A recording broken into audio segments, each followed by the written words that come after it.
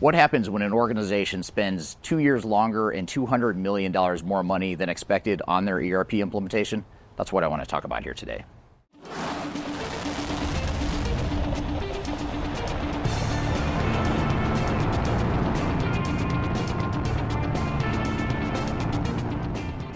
My name is Eric Kimberly. I'm the CEO of Third Stage Consulting. We're an independent consulting firm that helps clients throughout the world with their digital transformations. And one of the things we help our clients do is help them implement new ERP software. And what I want to do today is talk about a failed ERP implementation at Metcash. And Metcash is an Australian-based retailer that sells liquor, groceries, and home improvement goods.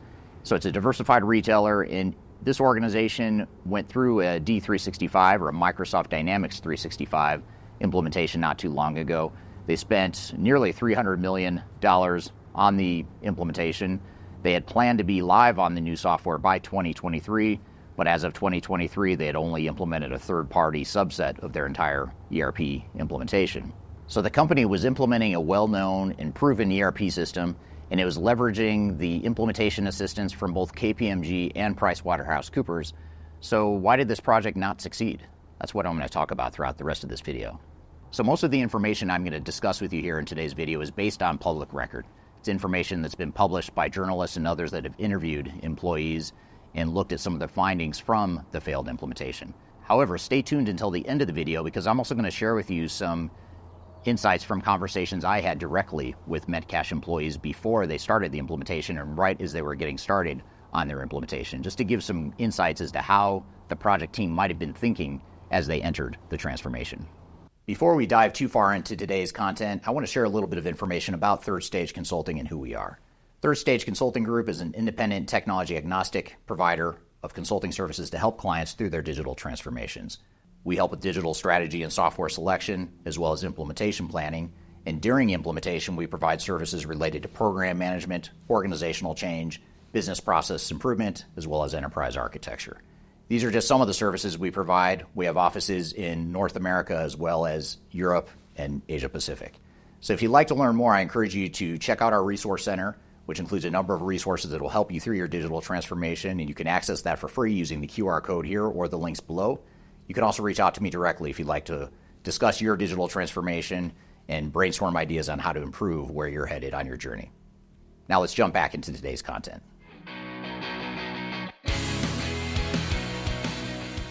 One of the first challenges that the Metcash team faced was that they underestimated the complexity of moving to a standardized operating model. In other words, this was a diversified retailer that had 3 different primary retail operations that they're running with very different ways of operating, very different systems they're running on, and the goal was to move towards a single way of operating on a single platform. Nothing wrong with this. A lot of organizations do this every day, but getting there was a lot more difficult than this organization had planned on or anticipated. So that was one of the biggest problems, and one of the first problems that the company faced was that moving towards a global standardized set of processes wasn't nearly as easy as they thought it would be. One of the main takeaways from this point is for a diversified conglomerate or any sort of diversified business, it's going to be very important to define your standard business processes early in the project before you start implementing technology. Otherwise, you're going to run into a lot of trouble throughout the implementation, and I suspect that's what happened here with Metcash, is that they didn't take the time up front to define their business processes and agree on what those business processes might be. Now, the other question that I have in this case is whether or not the common business process operating model was the right answer for this organization.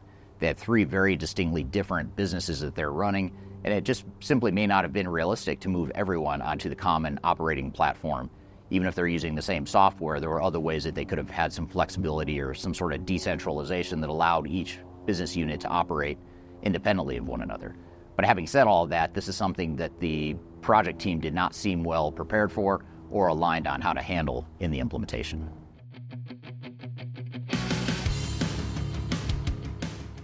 Another challenge that Metcash faced is that the project team felt as though they were sold an unrealistic vision for the project. In other words, Microsoft sold them a vision or a dream of what Dynamics D365 could do for their organization, and they were oversold on the capabilities of what Microsoft Dynamics 365 could do. More specifically, it was positioned and sold to them as a plug-and-play highly integrated, highly interoperable sort of solution that could easily plug and play to other solutions. And so it sounds as though the Metcash team was really enamored by this idea of a simple plug and play solution, something that can be very easy to deploy because it's a Microsoft product and everyone's familiar with Microsoft. And as a result, they set unrealistic expectations for the project internally within Metcash. And as I've discussed in other videos on my YouTube channel, unrealistic expectations is one of the primary root causes of why transformations fail. If you have unrealistic expectations like Metcash did, you're going to end up having two things happen. First, an organization is going to spend more time and money than they expect. They're going to go over budget, the timeline is going to slip early on, and those are big challenges that organizations face. And secondly, what happens is organizations with unrealistic expectations end up making bad decisions later because they're trying to force fit their implementation into an unrealistic plan and budget. So those are two of the problems with having these unrealistic expectations, and that certainly sounds like something that haunted the Metcash project and its team from the start.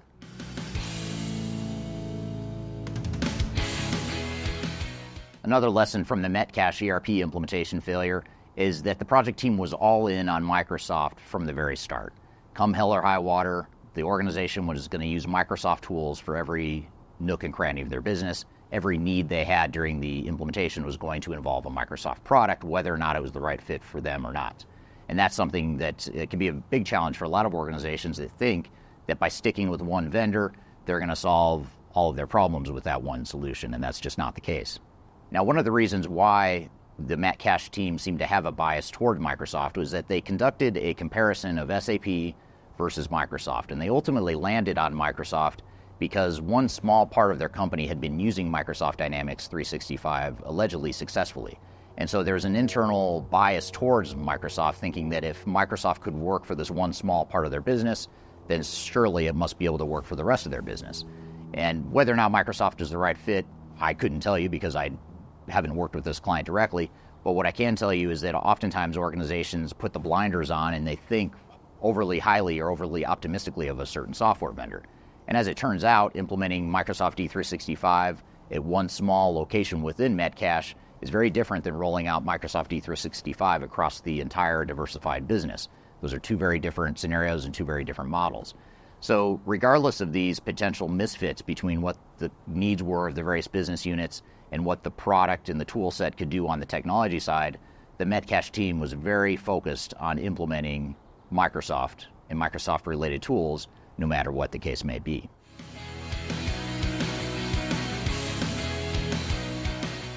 Now, the Metcash team also appeared to have a lack of project governance on the implementation. And it wasn't just the project management type of governance I'm talking about here. It's also just the way the project was structured and the reporting relationship of the project. The project team did not report up to the CEO originally. It reported up to one of the leaders within one of the business units. So it didn't even report up to the group level. It was kind of buried within the organization within one of the three business units that was within Metcash. And that begs the question of why would you take a global project that's supposed to affect the entire operations, why would you push that down into one business unit of an organization? That I couldn't tell you, but it's generally not a good idea. The second thing is you have to ask yourself, if this is an important transformation and it's truly going to transform a business, why wouldn't that project report up to the executive team, if not the CEO of the organization?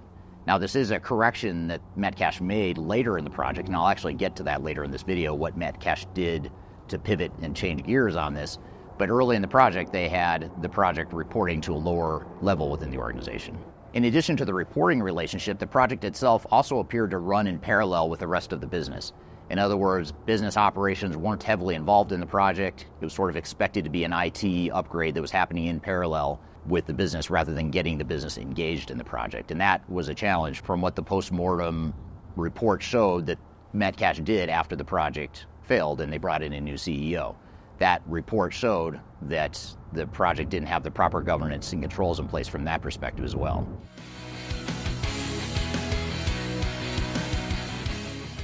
At the peak of the original phase of the project, Metcash had over 200 consultants from KPMG supporting the project. And you think, okay, if I've got 200 consultants from one of the world's leading consultancies and system integrators, what's the worst that could happen? Well, it turns out these 200 consultants weren't really being deployed effectively. On top of that, you also had PwC that was also acting as the assurance partner, the one that was sort of double-checking the work of KPMG. But despite having two of the world's leading and best-known consulting firms involved in this project, the project still failed. And when the new CEO came in partway through this project, after it had already gone off the rails, one of the first things he did was say, we're pausing this run rate and we're going to slow down the project. Because having 200 consultants on a project doesn't necessarily mean you're going to finish the project faster. Projects like these take a certain amount of time regardless of how many bodies you throw at it. The only person that's benefiting from throwing more bodies at a project is typically going to be the technical integrator or the technical consultant, in this case, KPMG and PwC. So for that reason, I commend the new CEO for saying, hey, we're going to slow down this project, slow down the run rate and stop bleeding cash and stop trying to rush a project that can't be rushed. And so that was one of the big adjustments that he made when he came in, was to change that. The other thing he did is he also took control of the project by having the project team report up to the CEO rather than burying it within one of the business units of the organization. He also opted to bring a lot of the competencies in-house. A lot of the program management and the technical knowledge and the competencies, he brought that in-house, which I think is a very smart move, and more organizations should do that. Rather than hiring 200 consultants to support you, why not build the competencies in-house so that when those consultants go away, you've got that competency to sustain the project and to continue improving the technology and adapting to new technologies along the way, rather than creating that sort of learned helplessness that comes along with completely outsourcing a project to a technical implementation partner.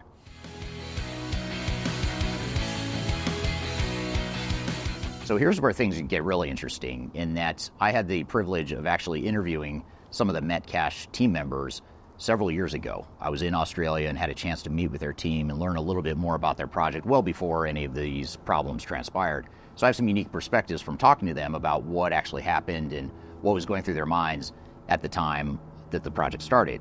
And one of the really interesting things I found is in my notes, I actually wrote down a quote where someone said in the team that I met with that they were being sold a dream. And the reason I bring this up and the reason I think this is so telling is because in the post-mortem report, in the reports that have come out publicly since the failure, they sort of look back and say, in hindsight, they were sold a dream. And Metcash employees actually used those exact same words to describe the upcoming project to me 5 years ago when they first started the project. So it seemed to me as though they knew from the start they were being sold a dream, yet they continued to barrel forward with the project. Now, how they got from being sold a dream to where the project ended up today, I can tell you some of the things I know from the surface and from public information, but that I found to be a really interesting finding from my discussions with them several years ago. The other interesting thing I found from my discussions with them years ago was that they had indicated that they had already standardized their business processes, or at the very least they had defined what their standard business processes were going to be.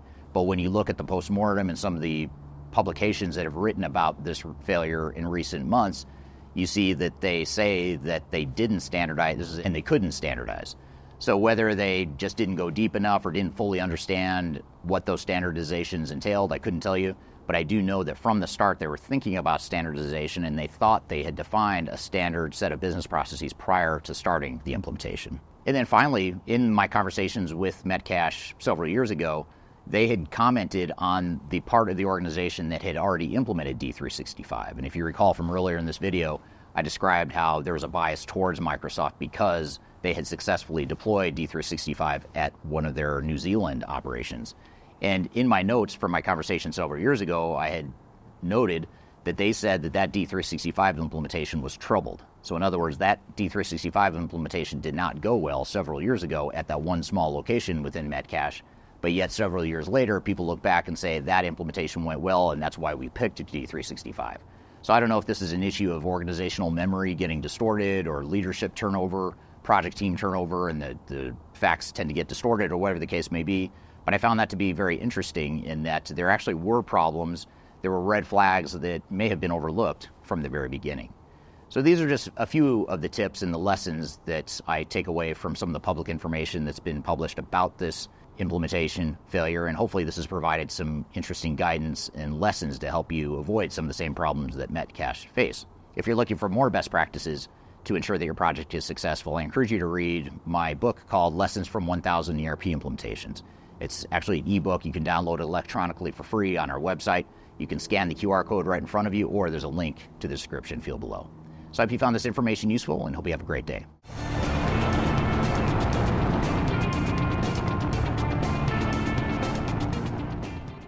Let me say that again. I didn't say of what. I didn't say ERP implementation. That's a key oversight. That's kind of important, yeah. But B, I forgot. What's B? B, or a host, or, wow, or a plethora of a multi. Oh, wow. This is what happens when I don't film for 3 weeks. I get really rusty.